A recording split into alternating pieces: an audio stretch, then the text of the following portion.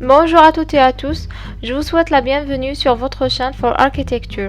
Aujourd'hui, on va faire la continuation pour comprendre le livre de Jacques Lucan, Composition non composition, architecture et théorie du 19e et du 20e siècle. La séance précédente, on a constaté trois éléments principaux. On a vu l'émergence de deux nouveaux paradigmes qui ont bouleversé sans doute la conception architecturale. Le premier paradigme touche à la construction et le deuxième paradigme, c'est la régularité. Car avant le 19e siècle, les bâtiments irréguliers c'était exceptionnel. On a vu aussi la rupture de fermeture, c'est-à-dire les pièces s'ouvrent de plus en plus. On a parlé de l'extrusion par l'exemple de Flatiron Building de New York. L'architecte ici développe un bâtiment de 20 étages dans un terrain triangulaire, occupe tout ce terrain. Ce bâtiment c'était exceptionnel par cette raison. Koulas dira que c'est un bâtiment mutant, il dira qu'il n'a pas été conçu, mais il a été généré. Il n'a pas été conçu parce qu'au fond, il s'installe sur un terrain tel que trouvé, c'est-à-dire as found. Il n'y a aucune intervention par rapport au terrain. C'est une architecture processuelle, c'est-à-dire l'architecture non compositionnelle. Puisque là, on ne compose pas avec des éléments, le terrain est déjà là et simplement on possède un travail d'extrusion. Koulas, à la même époque, en 1978, il avait expérimenté cela dans le projet fameux de parallèlement néerlandais Loai, 1978. Il était associé au projet avec Zaha Hadid. Koulas, il avait conçu ce qu'il nommait la guitare. Évidemment parce que ce bâtiment est une forme de guitare et parce que ce bâtiment était l'extrusion de parcelles qui était son endroit.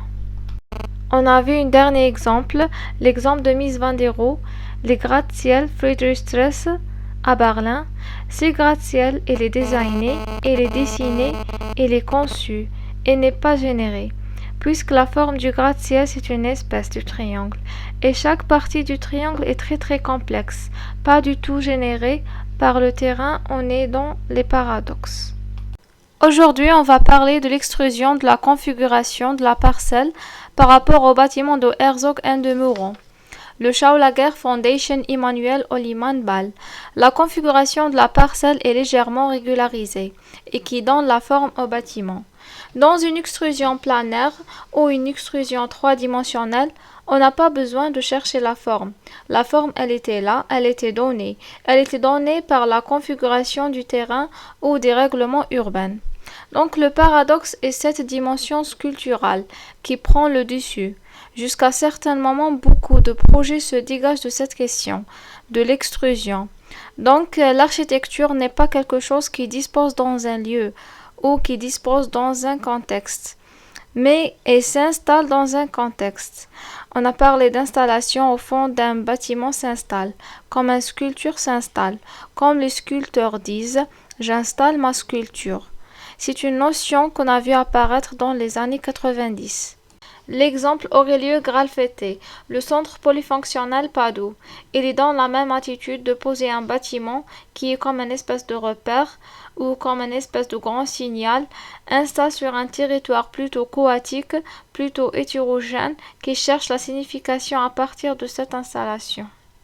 On arrive à une exaltation inéluctable de l'objet. C'est une sorte de l'expressionnisme architectural. L'exemple Eduardo Soto de Moura, le Casa d'Historia, accentue certaines dimensions sculpturales dans le bâtiment, pour des éléments qui ont été absolument très peu importance. Par rapport au programme, ces deux grandes pyramides couvrent la cafétéria et la librairie, au fond des lieux très secondaires par rapport au programme lui-même de ce musée.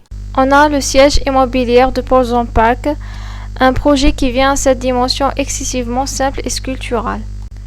Au fond, la question qui se pose, c'est comment s'installer, comment se positionner dans un univers au fond de la signification urbaine s'est échappée, dont la présence de bâtiments devient un problème complexe à résoudre. C'est pour cela qu'on a allé vers la forme et les volumes. Tournant aux années 2000, à ce moment-là, effectivement, on commence à fabriquer des projets à partir des maquettes en mousse. Ce sont des projets plus excessif et plus moderne. Dans cette espèce d'opposition des bâtiments devenant sculpture, au fond ces bâtiments qui deviennent sculpture, la seule chose qui est intrigante, c'est qu'au fond tous les exemples qu'on avait montrés pour Venturi, les sculptures, les bâtiments devenus en sculpture, ça veut dire pour lui que l'emprise symbolique du bâtiment prend elle le dessus sur tout le reste. Par exemple, le restaurant au manger de canard devenu un canard. Mais les bâtiments que nous voulons évoquer n'ont pas de dimension symbolique. Et ça, c'est le grand changement. C'est-à-dire ce sont des canards sans dimension symbolique. Et là, au fond, est-ce que on peut se poser la question à l'inverse? Est-ce que ce sont des hangars décorés? Pour répondre à cette question, on va entamer la deuxième propos concernant la surface. On a remarqué que les bâtiments qu'on a montrés précédemment, ce sont des bâtiments sculpturaux et monolithiques. Ce sont des bâtiments qui sont des monolithes, c'est-à-dire ils ne sont pas compositionnels dans le sens où effectivement ils ne possèdent pas de l'assemblage ou de la relation des différents éléments qui cherchent entre eux un certain équilibre. Non. Ce sont des pièces, c'est-à-dire des monolithes, conformés selon une multiplicité des conditions, qui restent des monolithes. Donc, pour que le bâtiment être vraiment monolithe, il faut que l'enveloppe soit homogène. Une dimension qui est présente dans l'architecture contemporaine, où le bâtiment accueille une espèce de dimension très unitaire, manifestée par leur enveloppe. Et leur enveloppe, ce sont des surfaces. Ces surfaces, elles sont comment? Elles sont homogènes. On a évoqué précédemment la rupture de la fermeture et de l'architecture moderne. La peinture moderne, puisqu'ici sur cette page du livre Cubism and Abstract Art, qui est faite par le commissaire Alfred Ashbar, il rassemble sur cette page les trois images. La première image représente la peinture du rythme d'une danse russe, faite en 1918. Le deuxième représente la maison de campagne, qui est faite en briques en 1924 par l'architecte Mies van der Rohe. La troisième représente la façade de Gropius, de la maison du directeur du Bauhaus, faite en 1925. Le commissaire Alfred Ashbar dit que la façade est traitée comme si elle était une peinture abstraite. Il dit que la façade est essentiellement une conception picturale et non architecturale. Donc, qu'est-ce qu'il fait Gropius? Il fait un tableau avec des éléments qui sont en équilibre. On est dans cette problématique de l'équilibre. Lorsqu'on a fait à des surfaces homogènes, on a plus d'équilibre. Cette question d'équilibre, elle touche pas simplement les surfaces, elle touche aussi le plan. On allait à répondre à cette question d'équilibre la séance prochaine, Inch'Allah. Merci de votre attention.